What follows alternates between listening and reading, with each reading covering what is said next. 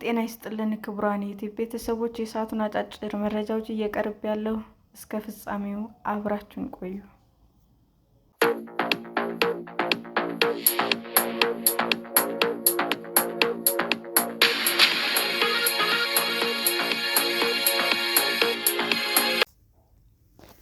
የዘረመል ምህንድስና ተደርጎላት ከተወለደች 1 ዓመት የሞላት በግ። ታርሚም የዘረመል ምህንድስና የተደረገላት በግ ናት። የተወለደችው በህንድ ካሽሚር ግዛት ሲሆን 1ኛ ዓመቷንም አክብራለች። ታርሚም በአረበኛ አርትዖት ማለት ነው። በህንድ የመጀመሪያው የዘረመል ምህንድስና የተደረገላት በግ ስትሆን በሸር ካሽሚር የግብርና ዩኒቨርሲቲ እየኖረች ነው። በዩኒቨርሲቲው የሚሰሩ ተመራማሪዎችም ለቢቢሲ እንደገለጹት ታርሚምን ደካማ የሚያደርጋትና ለበሽታ የሚያጋልጣትን የዘረመል ክፍል ተቆርጦ ሕክምና ተደርጎላታል።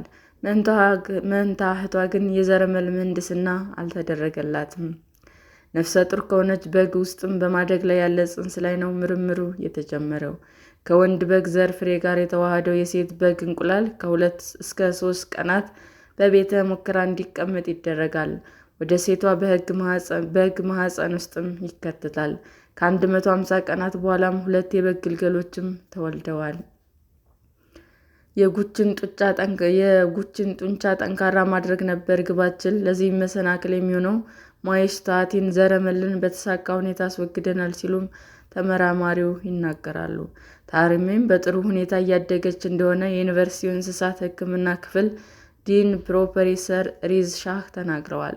የሰውነቷ እድገት ጤናማ ነው፣ ጡንቻዋም በአበረታች ሁኔታ እየጎለበተ ነው ብለዋል።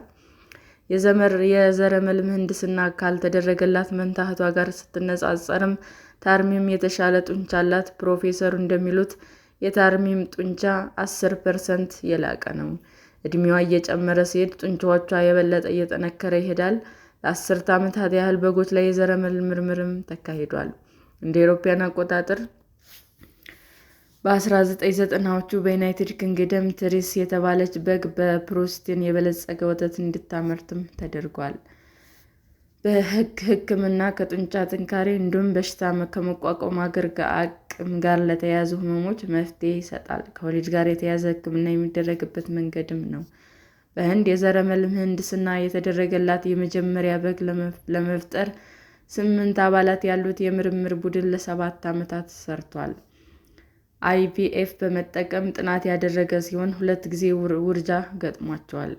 ከዜሮ ብንጀምርም ከዚህ በኋላ የምንመራመርበት ስታንዳርድም አግኝተናል። ለወደፊት የበለጠ ስኬታማ እንሆናለን ሲሉም ፕሮፌሰሩ ያብራራሉ። ጡንቻቸው በካሽሚር ግዛት ያለው የበግ ምርት እንዲጨምር እንደሚረዳም ያምናሉ። በካሽሚር 60,000 ቶን በግ በዓመት ጥቅም ላይ ቢውልም የሚመረተው ከዚህ ግማሹ ብቻ ነው። ፕሮፌሰሩ እንደሚሉትም የህዝብ ቁጥር ከመጨመሩ ጋር በተያያዘ የግጦሽ መሬት እየጠበበ ከመምጣቱ ባሻገር የውሃ አቅርቦትም ውስን ነው። በእኛ ግዛት ውስጥ የበግ ግልገል እጥረት አለ። የዘረመል ምህንድስና የሚደረግላቸው በጎች ክብደታቸው 30% ስለሚጨምር የምግብ አቅርቦትን ዘላቂነት ማረጋገጥ እንችላለን።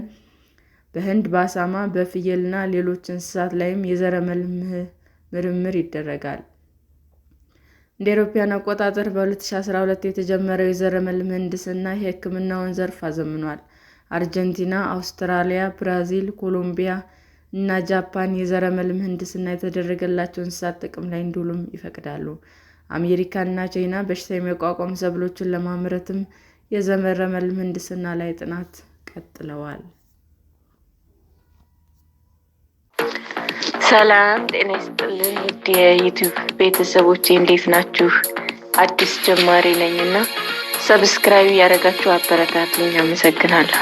ክቡራን የዩቲዩብ አድማጮቻችን ለሰዓቱ ያቀረብኩላችሁ አጫጭር መረጃዎች ይህንን ይመስል ነበር። በሌላ መረጃ እስክንገናኝ ሼር፣ ላይክ፣ ሰብስክራይብ እንዲሁም ቢቀርብልን የምትሉት መረጃ ካለ ኮሜንት እያደረጋችሁ ቸር ቆዩን።